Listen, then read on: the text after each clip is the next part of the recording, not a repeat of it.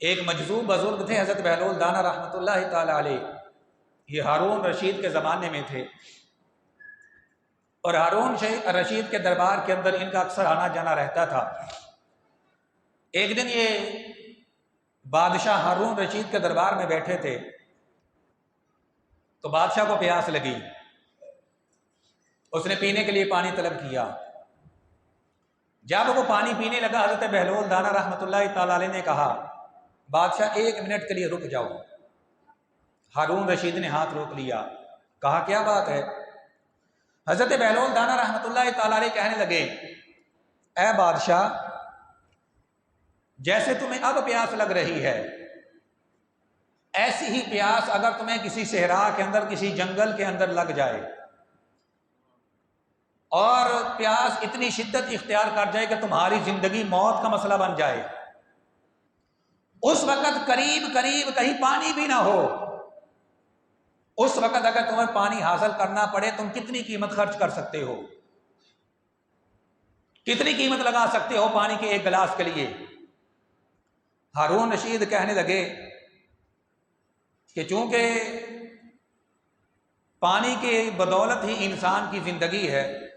پانی کے بغیر تو انسان زندہ نہیں رہ سکتا، تو لہذا اگر مجھے پانی کا ایک گلاس اس وقت خریدنے کے لیے جہاں پانی نہ مل رہا ہو اور میری جان لبوں پر آ چکی ہو، میں قریب المرگ ہوں اور پانی نہ ملے، کوئی شخص میرے پاس پانی کا گلاس لے کر آئے اور مجھ سے کہے کہ مجھے اپنی آدھی سلطنت دے دو پھر تمہیں پانی کا گلاس دوں گا، میں پانی کا ایک گلاس حاصل کرنے کے لیے اپنی آدھی سلطنت اس کو دینے کے لیے تیار ہو جاؤں گا۔ حضرت بہلول دانا رحمۃ اللہ تعالیٰ نے فرمایا کہ اچھا اب بسم اللہ پڑھ کے اس پانی کو پی لو۔ ہارون رشید نے بسم اللہ شریف پڑھ کے پانی پی لیا۔ جب پانی پی لیا تو حضرت بہلول دانا رحمۃ اللہ تعالیٰ نے پھر کہا اے بادشاہ، یہ جو پانی تم نے پیا ہے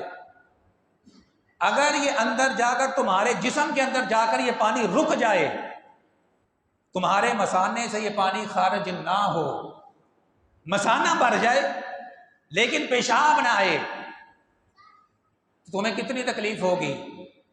تو ہارون رشید نے کہا کہ یقیناً بہت زیادہ تکلیف ہوگی۔ تو حضرت بہلول دانا رحمۃ اللہ تعالی کہنے لگے اچھا اگر یہ پانی تمہارے جسم میں رک جائے، تمہارا مثانہ بھر جائے، پانی خارج نہ ہو رہا ہو، تو تم اس کو خارج کرنے کے لیے کتنی قیمت خرچ کر سکتے ہو؟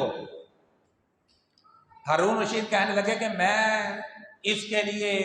اپنی آدھی سلطنت لگا سکتا ہوں کہ میرے جسم سے پانی خارج ہو جائے، کیونکہ اگر پانی خارج نہیں ہوگا تو میری تو موت واقع ہو جائے گی۔ تو حضرت بہلول دانا رحمۃ اللہ تعالی علیہ فرمانے لگے اے بادشاہ، در حقیقت میں تمہیں اس بات کی طرف متوجہ کرنا چاہتا ہوں کہ پانی کا ایک گلاس جو تم نے پیا ہے، تمہاری ساری سلطنت جو ہے وہ پانی کے ایک گلاس کی قیمت کے برابر بھی نہیں ہو سکتی، جو خالق کائنات جل مجدہ نے تجھے مفت کے اندر عطا کیا ہوا ہے، اور یہ ہر انسان کے لیے ہے۔ کسی انسان کی اللہ تبارک و تعالیٰ نے اس میں تخصیص نہیں کی کہ فلاں کو تو پانی دوں گا یہ میرا ماننے والا ہے اور فلاں کو پانی نہیں دوں گا، نہیں، خالق کائنات جل مجدہ نے ہر ایک کو عطا کیا، اور ہر ایک کے جسم کے اندر جب جاتا ہے تو یہ اللہ تبارک و تعالیٰ کا بنایا ہوا ایک مربوط نظام ہے کہ جس کے تحت انسان کے ہر حصے کو وہ پانی جو ہے وہ پہنچ رہا ہے، اور جتنا وافر پانی ہے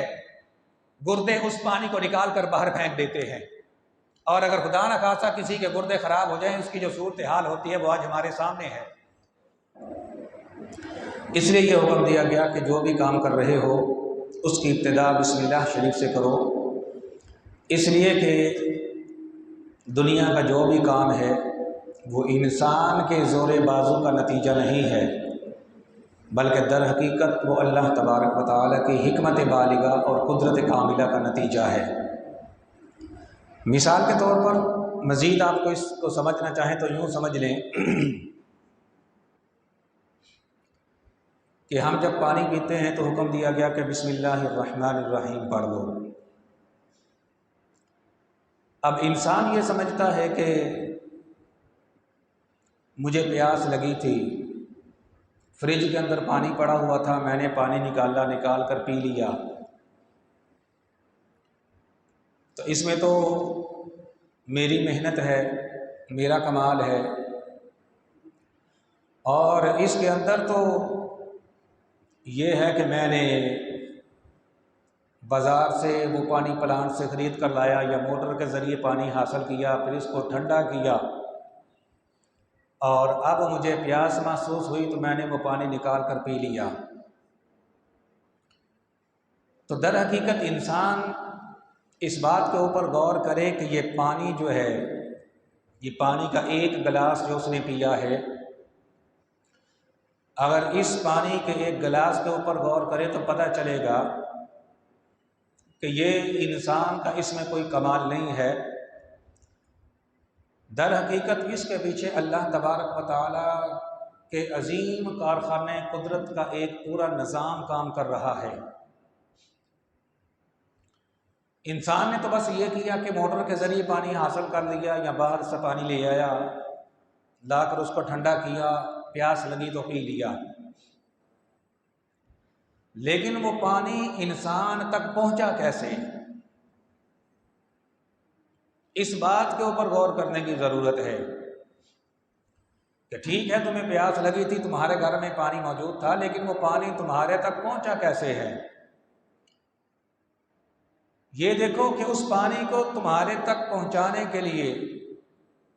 اللہ تبارک و تعالیٰ نے کائنات کی بہت ساری قوتوں کو اس کام کے اندر لگا رکھا ہے کہ وہ تمہیں پانی پہنچا رہی ہیں۔ اور پھر چونکہ انسان کی زندگی کا جو دار و مدار ہے وہ پانی کے اوپر ہے، بلکہ قرآن کریم فرماتا ہے وَجَعَلْنَا مِنَ الْمَاءِ كُلَّ شَيْءٍ حَيٍّ، کہ ہم نے ہر شے کو پانی کے ساتھ پیدا کیا، یعنی ہر شے کی جو ابتدا ہے وہ پانی سے ہوئی۔ تو اسی طرح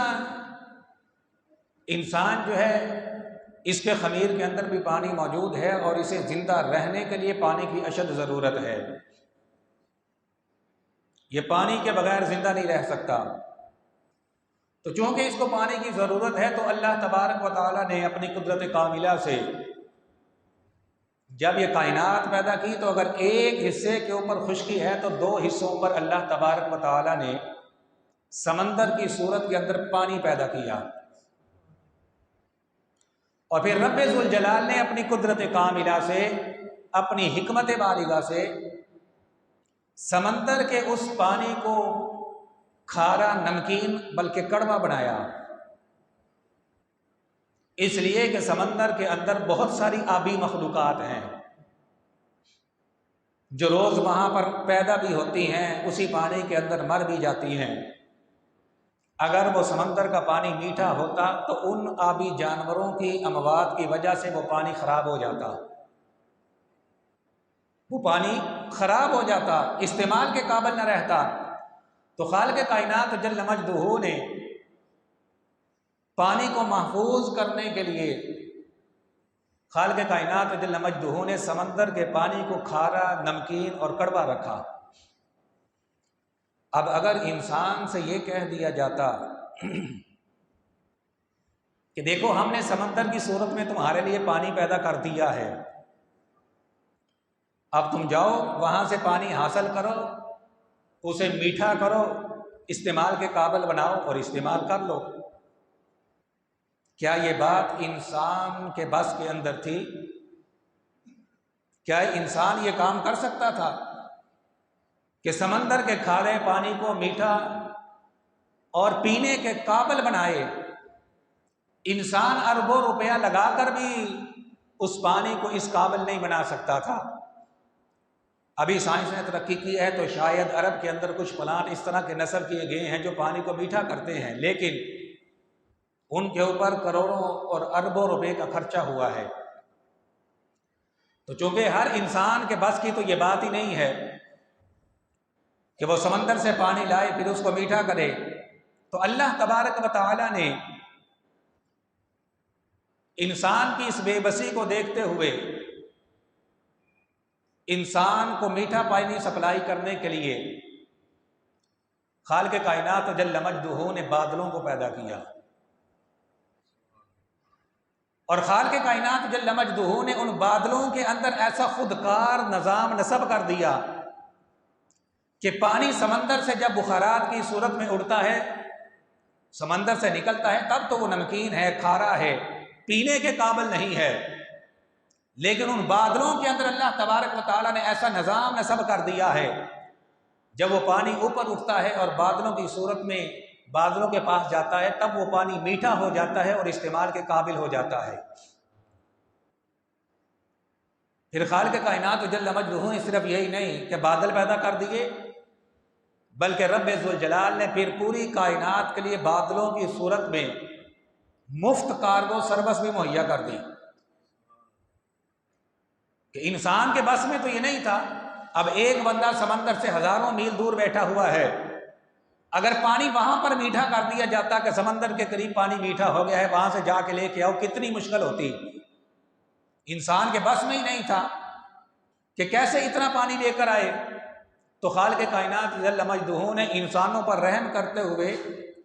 اس کی صورت یہ بنائی کہ اس پانی کو میٹھا کرنے کے لیے رب ذوالجلال نے بادلوں کا نظام پیدا کیا۔ پھر بادلوں کو حکم دیا جہاں پانی کی ضرورت ہوتی ہے بادل وہاں پر پہنچ جاتے ہیں اور مفت کارگو سروس مہیا کرتے ہیں۔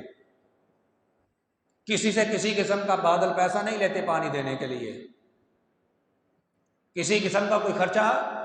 انسان سے نہیں لیا جاتا۔ تو یہ خالق کائنات جل مجدہ نے ہر انسان کے لیے، خواہ وہ مسلمان ہے خواہ وہ کافر ہے، تخصیص نہیں رکھی۔ یہ نہیں فرمایا کہ جو میرے ماننے والے ہیں ان کو تو یہ پانی دوں گا اور جو میرے ماننے والے نہیں ہیں میں ان کو یہ پانی نہیں دوں گا، نہیں، کسی کی تخصیص نہیں رکھی۔ جو ماننے والے ہیں ان کے لیے بھی یہ سروس فری مہیا کر دی، جو نہیں ماننے والے خالق کائنات جل مجدہ نے ان کے لیے بھی یہ سروس جو ہے یہ مفت میں مہیا کر دی۔ اب یہ پانی جب انسانوں تک پہنچ گیا، اگر انسان سے یہ کہا جاتا کہ اب اس پانی کو محفوظ کر لو، ذخیرہ کر لو، تمہیں پانی تمہارے پاس آ گیا ہے، اس کو ذخیرہ کرو اور سارا سال استعمال کرو، ظاہری بات ہے یہ بات بھی انسان کے بس میں نہیں تھی کہ ایک مرتبہ پانی مل جائے اور سارے سال کے لیے وہ ذخیرہ کر لے، یہ تو نہیں ہو سکتا۔ انسان کے پاس اتنا مضبوط اسٹوریج کا نظام ہی نہیں ہے۔ تو اللہ تبارک و تعالیٰ نے پھر انسان پر رحم کرتے ہوئے بلند و بالا پہاڑ پیدا کیے، اور خالق کائنات جل مجدہ نے انسانوں کی زندگی کو چونکہ پانی کی ضرورت ہے تو انسانی زندگی کو محفوظ کرنے کے لیے خالق کائنات جل مجدہ نے ان پہاڑوں پر برف کی صورت کے اندر اس پانی کو محفوظ کر دیا۔ انسان محفوظ نہیں کر سکتا تھا، انسان اس پانی کا ذخیرہ نہیں کر سکتا تھا جتنی انسان کو اس کی ضرورت ہے۔ تو اللہ تبارک و تعالیٰ نے انسانوں کی ضرورت کے لحاظ سے پہاڑوں کے اوپر برف کی صورت کے اندر اس پانی کو محفوظ کر دیا۔ اب ایک طرف یہ پہاڑ جو ہیں یہ دیکھنے والوں کو دلکش نظارہ مہیا کرتے ہیں،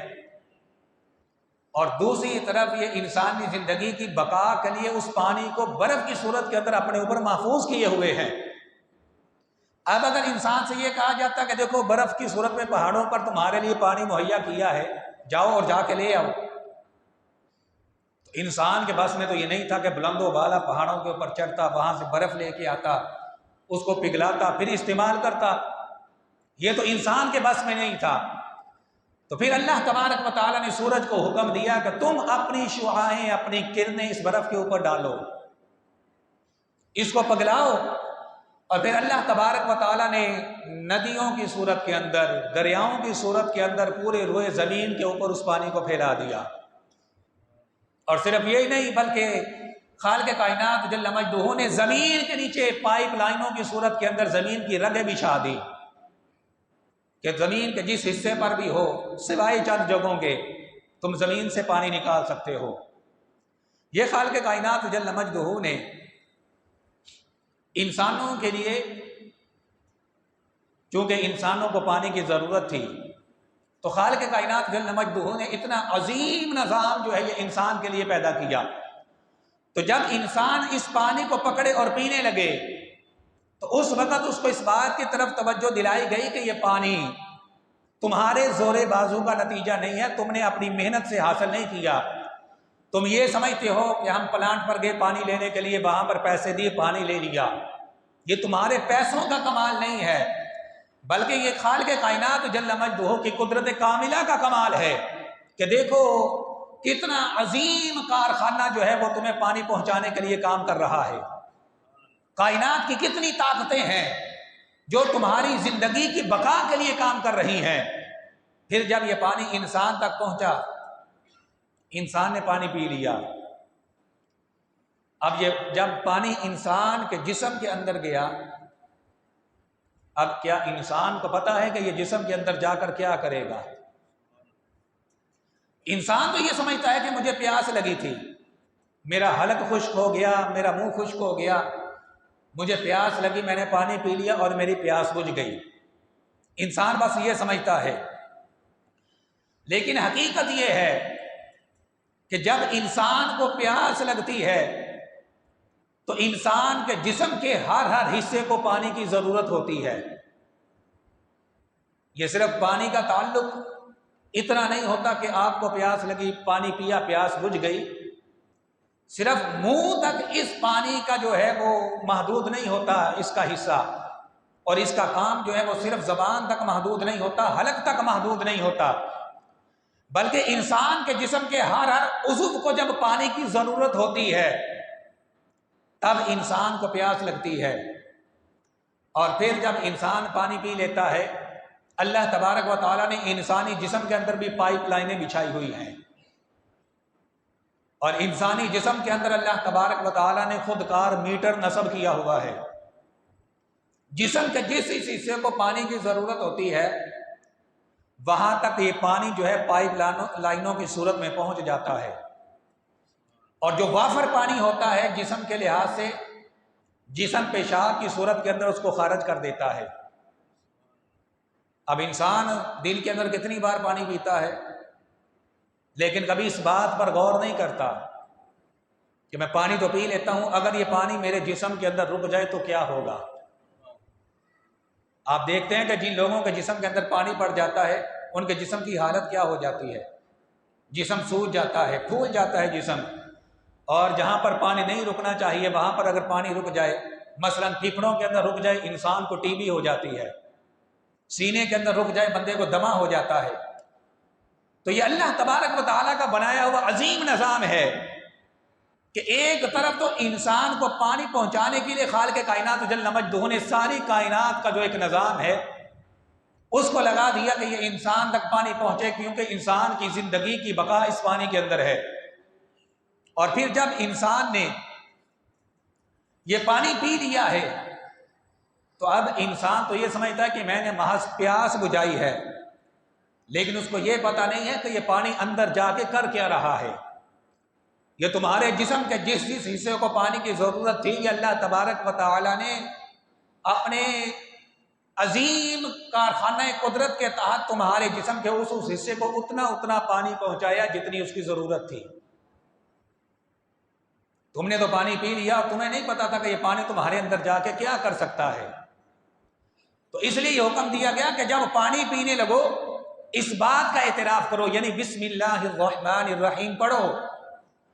اس میں ایک طرف تو اس بات کا اعتراف ہے کہ اے مولا یہ جو پانی مجھ تک پہنچا اس میں میرا کوئی کمال نہیں ہے،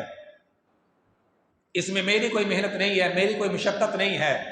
اس میں میرے پیسے کا کوئی کمال نہیں ہے، یہ محض تیرا فضل و کرم ہے اور تیری رحمت ہے کہ جس کے نتیجے کے اندر یہ پانی مجھ تک پہنچا ہے۔ اور جب یہ پانی جسم کے اندر پہنچ گیا، اب مولا یہ پانی تو میں نے پی لیا ہے، اب یہ پانی میرے جسم کے اندر گیا ہے تو اندر جا کر یہ فساد نہ مچائے، یہ میرے جسم کو خراب نہ کرے، یہ میرے جسم کے لیے صحت کا سبب تو بنے،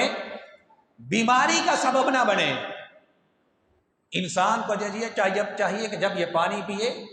اس وقت اس بات کا تصور کرے کہ اگر یہ پانی میرے جسم کے اندر رک جاتا اور خارج نہ ہوتا تو پھر میرے لیے کتنی پریشانی ہوتی اور کتنی تکلیف ہوتی۔ ایک ڈاکٹر تھے کراچی کے غالباً، ان کا میں نے ایک انٹرویو پڑھا، ان سے کسی نے یہ سوال کیا تھا کہ آج دیکھیے سائنس نے بڑی ترقی کر لی ہے، تو آپ اگر کسی انسان کا گردہ خراب ہو جائے اور دونوں گردے ہی اس کے فیل ہو جائیں تو آپ کیا کرتے ہیں کہ کسی دوسرے آدمی کا گردہ نکال کر اس کے جسم کے اندر لگاتے ہیں کہ اس کے جسم کے اندر یہ جو نظام چل رہا ہے کہ جتنے پانی کی انسان کا ضرورت ہے گردے اس کو روک لیتے ہیں، وافر جو پانی ہوتا ہے اس کو نکال کر باہر پھینک دیتے ہیں۔ آپ اس نظام کو چلانے کے لیے دوسرے انسان کا گردہ جو اس کی باڈی کے ساتھ مناسبت رکھتا ہو وہ گردہ نکال کر اس کے جسم کے اندر لگاتے ہیں۔ آج اتنی سائنس نے ترقی کر لی ہے، آپ مصنوعی گردہ کیوں نہیں بنا لیتے کہ مصنوعی گردہ بنائیں اور بنا کر اس کے جسم کے اندر لگا دیں؟ جب ان سے یہ سوال ہوا تو وہ ڈاکٹر صاحب مسکرا پڑے اور مسکرا کر کہنے لگے کہ بات یہ ہے کہ انسانی گردے کے اندر اللہ تبارک و تعالیٰ نے جو چھلنی لگائی ہوئی ہے، جو باریک جالی لگائی ہوئی ہے، وہ اتنی باریک ہے، اتنی باریک ہے، اتنی باریک اور لطیف ہے کہ ہم اربوں روپیہ خرچ کر کے بھی وہ جالی نہیں بنا سکتے۔ جتنی باریک اور لطیف جالی اللہ تبارک و تعالیٰ نے انسانی گردے کے اندر لگائی ہے، اور اگر بالفرض ہم اربوں روپیہ خرچ کر کے وہ جالی تیار بھی کر لیتے ہیں تب بھی انسانی گردے کے اندر ایک ایسی چیز ہے کہ جس کو انسان اپنی تمام تر ترقی کے باوجود نہیں بنا سکتا۔ اور وہ چیز کیا ہے؟ وہ چیز یہ ہے کہ ہر انسانی گردے کے اندر اللہ تعالیٰ نے ایک دماغ بنایا ہے۔ ہر انسانی گردے کے اندر اللہ رب العزت نے ایک دماغ بنایا ہے جو یہ فیصلہ کرتا ہے کہ انسانی جسم کے لحاظ سے اس کو پانی کی کتنی ضرورت ہے۔ ہر انسان کے جسم کے لحاظ سے جیسا اس کا وزن ہے، جیسا اس کا قد کاٹ ہے، جیسے اس کی جسم کی ساخت ہے اور جس طرح کا موسم ہے اس کے لحاظ سے گردہ یہ فیصلہ کرتا ہے کہ کتنا پانی میں نے اس کے جسم کے اندر رکھنا ہے اور کتنا باہر پھینکنا ہے۔ تو وہ ڈاکٹر صاحب کہنے لگے ہم اپنی تمام تر ترقی کے باوجود اگر گردہ تیار بھی کر لیں، اول تو وہ تیار نہیں ہو سکتا، اگر بالفرض ہم مصنوعی گردہ بنا بھی لیں وہ دماغ ہم کہاں سے بنائیں گے جو اللہ تبارک و تعالیٰ نے اس گردے کے اندر بنا دیا ہے کہ جو ہر انسان کی باڈی کے لحاظ سے یہ فیصلہ کرتا ہے کہ میں نے اس کے جسم کے اندر کتنے پانی کو روک کے رکھنا ہے اور کتنا پانی خارج کرنا ہے، کتنا پانی میں نے اس کی آنکھوں کو دینا ہے، کتنا پانی میں نے اس کے کانوں کو دینا ہے، کتنا پانی میں نے اس کے ہاتھوں کو دینا ہے، کتنا اس کے پاؤں کو دینا ہے، اور جسم کے جو مختلف اعضاء ہیں ان کو میں نے کتنا پانی دینا ہے۔ یہ اللہ تبارک و تعالیٰ نے ہر انسانی گردے کے اندر یہ دماغ بنایا ہے جو یہ فیصلہ کرتا ہے، اور اس کا یہ فیصلہ 100% درست ہوتا ہے۔ اس کا یہ فیصلہ 100% درست ہوتا ہے۔ جس حصے کو جتنے پانی کی ضرورت ہوتی ہے اتنا پانی وہ جسم کے اندر مہیا کرتا ہے، اور جو فالتو پانی ہوتا ہے اس کو پیشاب کی صورت کے اندر انسانی جسم سے خارج کر دیتا ہے۔ تو اسی لیے اللہ تبارک و تعالیٰ بارہا قرآن کریم کے اندر یہ فرماتا ہے وَفِي أَنفُسِكُمْ أَفَلَا تُبْصِرُونَ، اے انسان تجھے کیا ہو گیا ہے، تو ذرا اپنے جسم کے اندر غور کر، تو اپنی جان کے اندر اپنے جسم کے اندر غور کر، دیکھ تیرے جسم کے اندر میری قدرت کا کتنا بڑا کارخانہ کام کر رہا ہے، تو غور کیوں نہیں کرتا؟ اپنے جسم کے اندر ذرا غور تو کر کہ تیرے جسم کا نظام چلانے کے لیے کتنا بڑا کارخانہ میں نے تیرے جسم کے اندر لگایا ہوا ہے، اور اس کی تجھے قدر و قیمت کا احساس نہیں ہوتا کیونکہ تیرا کوئی پیسہ نہیں لگا، تجھے اس کے لیے کوئی محنت نہیں کرنی پڑی، تجھے اس کے لیے کہیں جانا نہیں پڑا، بیٹے بٹھائے تجھے مفت کے اندر یہ سارا کچھ میں نے دے دیا، اس وجہ سے تجھے یہ احساس نہیں ہے کہ تیرے جسم کے اندر میں نے کتنا بڑا اپنی قدرت کا کارخانہ لگایا ہوا ہے۔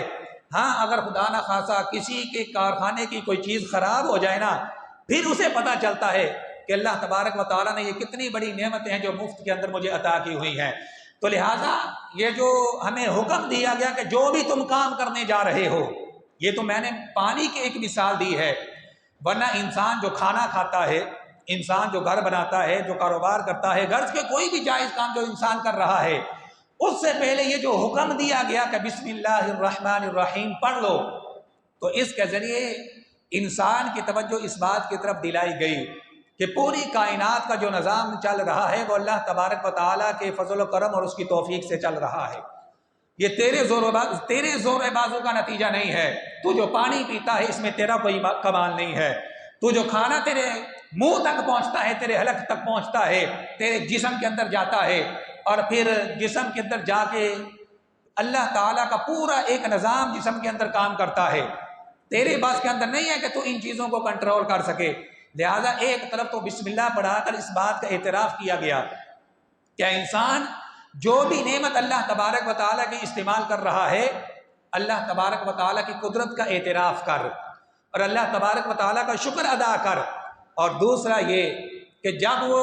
نعمت تیرے جسم کے اندر چلی گئی تو پھر اللہ تبارک و تعالیٰ کی قدرت کاملہ کے اوپر غور کر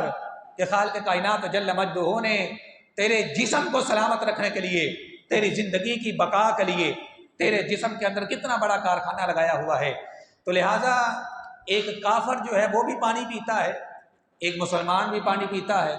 لیکن کافر کے پانی پینے کے اندر اور مسلمان کے پانی پینے کے اندر فرق ہے۔ اور وہ فرق یہی ہے کہ کافر جب پانی پیتا ہے تو وہ ان باتوں کے اوپر غور نہیں کرتا کہ یہ پانی مجھ تک کیسے پہنچا، اور پھر جب پانی میرے جسم کے اندر گیا تو اللہ تبارک و تعالیٰ کا کتنا بڑا نظام ہے جو میرے جسم کے اندر کام کر رہا ہے، اور اس پر اللہ کا وہ شکر ادا نہیں کرتا۔ اور ایک مسلمان کے پانی پینے میں فرق یہ ہے کہ مسلمان جب پانی پیتا ہے تو اس بات کا اعتراف کرتا ہے کہ مولا یہ جو پانی مجھ تک پہنچا ہے یہ تیری قدرت کی بدولت ہے، یہ تیری حکمت بالغہ کی بدولت ہے۔ اور جب پانی پی لیتا ہے تو پھر اللہ تعالیٰ کا شکر ادا کرتا ہے کہ مولا یہ جو پانی میں نے پیا ہے یہ تیری رحمت ہے کہ اندر جا کے یہ میرے لیے میری صحت کا سبب بنتا ہے، میرے لیے بیماریوں کا سبب نہیں بنتا، میرے جسم کے لیے فساد کا سبب نہیں بنتا۔ یہ اللہ تبارک و تعالیٰ نے انسان کے لیے اتنا عظیم نظام جو ہے وہ بنایا ہوا ہے۔ تو جب انسان مسلمان یہ سوچ کر پانی پیتا ہے اور بسم اللہ شریف پڑھ کر پانی پیتا ہے اور پھر اللہ کا شکر ادا کرتا ہے، پھر کیا ہوتا ہے؟ اس کا وہ پانی پینا جو ہے محض اس کا مقصد پھر پیاس بجھانا نہیں رہتا، بلکہ اس کا پانی پینا پھر اجر و ثواب کا باعث بن جاتا ہے، پھر اس کو پانی پینے کے اوپر بھی اجر ملتا ہے۔ حالانکہ دیکھیے ضرورت تو خود اس کو ہے کہ اس کو پیاس لگی ہے، اس وجہ سے یہ پانی پی رہا ہے، نہیں پیے گا تو مر جائے گا، پیتا تو ہے اپنی ضرورت کے لیے۔ لیکن اگر حضور نبی کریم صلی اللہ علیہ وسلم کے بتائے ہوئے طریقے کے مطابق پیے گا، بسم اللہ شریف پڑھ کر پیے گا اور پینے کے بعد اللہ کا شکر ادا کرے گا، تو اس کا یہ پانی پینا محض پانی پینا نہیں رہے گا، بلکہ پانی پینا پھر اللہ تبارک و تعالیٰ کی عبادت کے اندر شمار کیا جائے گا۔ تو لہٰذا یہ بسم اللہ الرحمن الرحیم جو میں پڑھنے کا حکم دیا گیا کہ ہر نیک اور جائز کام سے پہلے بسم اللہ پڑھ دیا کرو، اس کے پیچھے فلسفہ یہی ہے تم جو بھی کام کرنے جا رہے ہو اس کی حقیقت پر غور کر لو کہ یہ کام تمہارے زور بازو کا نتیجہ نہیں ہے،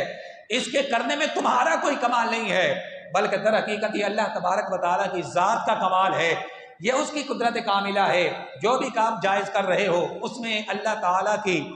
قدرت کا اعتراف کرو، اور جب وہ کام کر لو تو اللہ تبارک و تعالیٰ کا شکر ادا کرو۔ خالق کائنات جل مجدہ ہم سب کو ان باتوں کو سمجھ